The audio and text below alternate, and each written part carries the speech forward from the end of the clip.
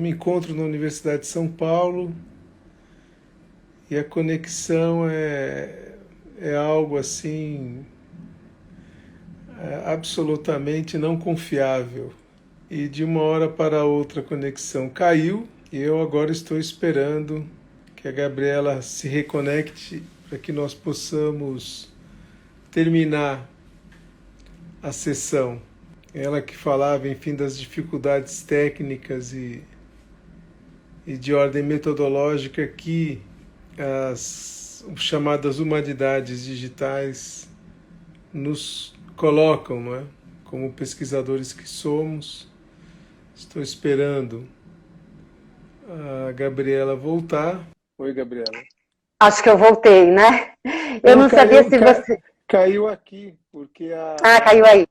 Não, aqui eu sempre brinco com os meus alunos e alunas que deveria ser um case para exportação de tecnologia de bloqueio de celular para as prisões, porque é algo assim inacreditável, né? De uma hora para outra.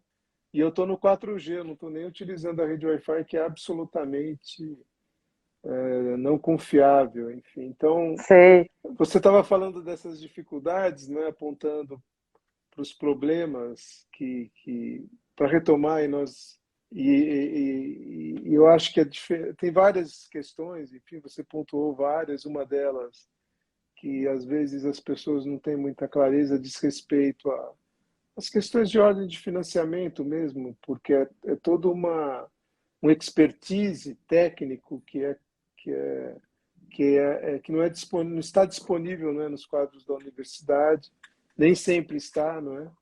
Então é Uhum. preciso se aproximar de pessoas que tenham esse saber e é uma técnica. Isso custa dinheiro e tem uma questão que é ligada, como você disse, ao pensar, não é? O pensamento todo do design do projeto, de como alimentá-lo e como mantê-lo, né? São desafios que eu acho muito importantes do ponto de vista de como se inserir dentro de um projeto como esse. A própria quebra de conexão aqui é um exemplo de como essas coisas, no fundo, são fugidias, porque a conexão foi interrompida, acabou, né?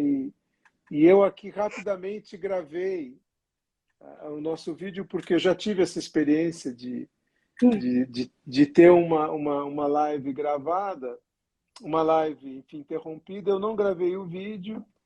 E eu perdi. E assim, eu não gravei porque, enfim, tinha um dispositivo técnico. Então, tem questões no campo das humanidades digitais, digamos assim, né? Que muitas vezes são de nosso desconhecimento, custam dinheiro, mas eu queria voltar, Gabriela, com você, né? E você falou um pouco das perspectivas futuras. Eu acho que eu convido, né, vai ficar gravado esse material também depois no IGTV do canal, a que as pessoas entrem no site do projeto, né, se elas colocarem Transatlantic com C no final, Cultures, em Uhum. inglês, elas chegarão, né, no projeto, enfim, e elas perceberão, né, essa extensão que o projeto tem, do ponto de vista também, como a Gabriela pontuou, né, metodológico. Para encerrar, Gabriela, eu queria que você comentasse um pouco essas perspectivas do projeto, né, com as dificuldades que existem, né, como você também já pontuou, e se você hoje fosse começar um projeto desse tipo, de novo, o que você não faria, né, e o que você faria, né, tendo em vista essa experiência de 5 anos, né? Qual seria o conselho para alguém que se inicia nesse campo a partir da sua experiência, da nossa, né? Quais são o que deve ser feito e o que talvez pudesse ficar para depois, né? Olha, Eduardo, uma pergunta curiosa sua. Eu nunca tinha pensado sobre isso, né? Porque eu acho que nós demos sorte também, né? As coisas foram acontecendo assim demandou muito trabalho, né? Foi tudo muito exigente, não foi fácil. Mas as pessoas que foram entrando no circuito ajudaram muito, né? O Cyril, por exemplo, foi trazido pelo Jean-Sébastien Noël, lá da Universidade de La Rochelle. Tantos pesquisadores, né? O Ivan Lima Gomes, que eu tinha visto que estava até aqui nos assistindo, não sei se continua. O Ivan, que fez um texto, foi um dos primeiros, sobre histórias em quadrinho, no mundo atlântico, né, as trocas todas, e passando muito também pelos Estados Unidos e por essa questão da indústria cultural, né? Para nós a cultura nesse projeto não era só a alta cultura, né, erudita, mas era também a indústria cultural, a cultura de massa. O nome de uma das nossas épocas é cultura de massa. Eram os usos cotidianos de certas ferramentas culturais, como o projetor de cinema, como a câmera fotográfica, quando ela deixa de ser um aparelho de uso profissional e está na mão de tanta gente, e é usada para fins familiares, enfim, para pequenas criações artísticas mais amadoras, né, não profissionais. Então, as coisas acho que foram acontecendo, acho que até ultrapassaram aquilo que a gente imaginava, né, em termos da riqueza, assim, acho que foi além. Como também as coisas foram acontecendo dessa maneira nem sempre pré-desenhada, né, muita coisa deu realmente no curso, que chegavam e colaboravam. Eu acho que nesse processo, que teve a riqueza também na sua faceta menos controlada, talvez a gente tenha demorado para sistematizar certas práticas, né? Esse fluxo da edição é um fluxo trabalhoso para ter rigor, para a conferência dos textos.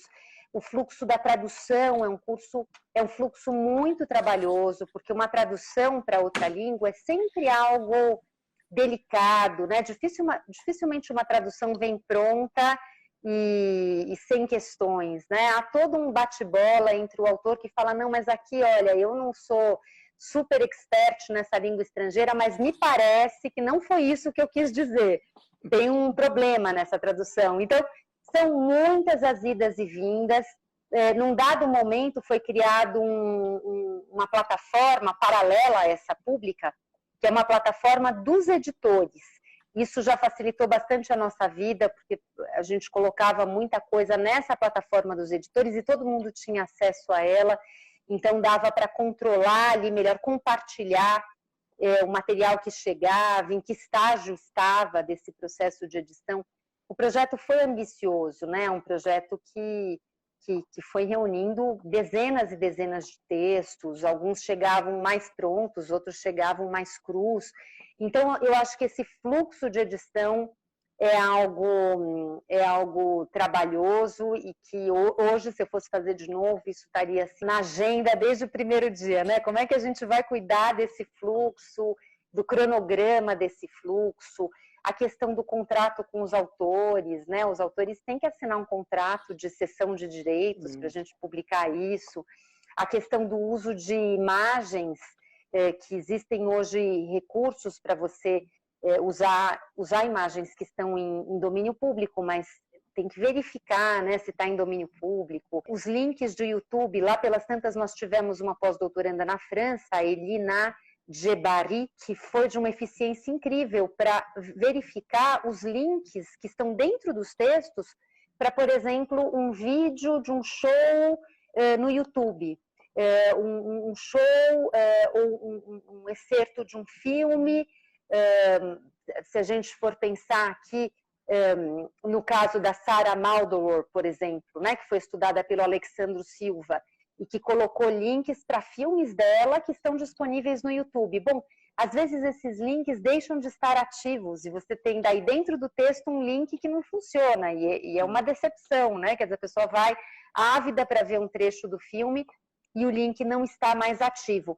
Então, são muitas as coisas que a gente tem que checar para assegurar a qualidade e para assegurar também a legalidade, né? A gente está usando fontes visuais que efetivamente nós podemos usar, a gente está aqui trabalhando com os autores que assinaram um contrato, que está tudo. Essa estrutura é uma estrutura muito trabalhosa e nós fomos construindo essa estrutura com o andar da carruagem e talvez a gente tenha batido muito a cabeça até ter chegado a uma fórmula. Hoje acho que nós temos mais clareza de procedimentos que um projeto como esse envolve e que talvez num projeto futuro ou até numa nova etapa do nosso projeto a gente cuide disso assim de uma maneira bem amarradinha desde o início, até para poupar trabalho, né? Porque essas coisas, quando elas ficam confusas e se perdem pelo caminho, o trabalho é dobrado. Pessoas que foram envolvidas também, não tem notícias.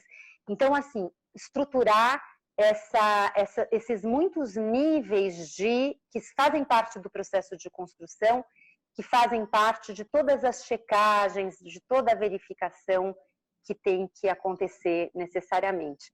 Então, as coisas deram certo, mas eu acho que nós arriscamos aqui, né? Porque, enfim, muitas delas nós tivemos clareza de que elas eram essenciais quando alguns problemas já tinham acontecido. Então, não foi com tudo que nós conseguimos nos antecipar. Mas é isso, tá aí, experiências e são assim mesmo, né? Tem uma certa dose de emoção envolvida.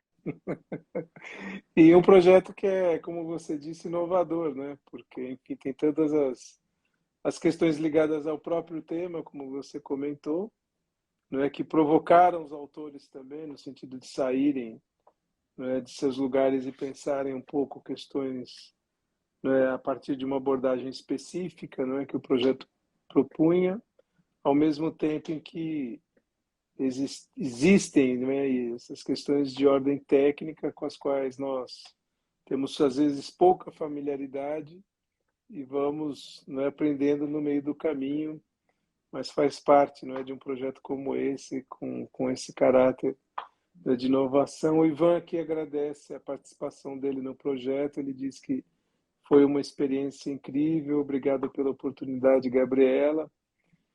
E com isso, Gabriela, eu encerro. Uma pena que tenha dado esse problema técnico também aqui. Falar muito da efemeridade dessas mídias, né? Desses espaços, enfim, mas vai ficar gravada a nossa conversa, né? E depois isso vai ficar disponível num canal do YouTube do próprio grupo, e aí nós deixaremos isso à disponibilização do público, à disposição do público. Então, eu queria agradecer o seu tempo, sei que você dá aula daqui a pouco, né? Então, muito obrigado pela participação, Gabriela. Um beijo. Um prazer. Eu que agradeço o convite. Um Tchau, abraço para tchau. todos. Abraço. Tchau, tchau.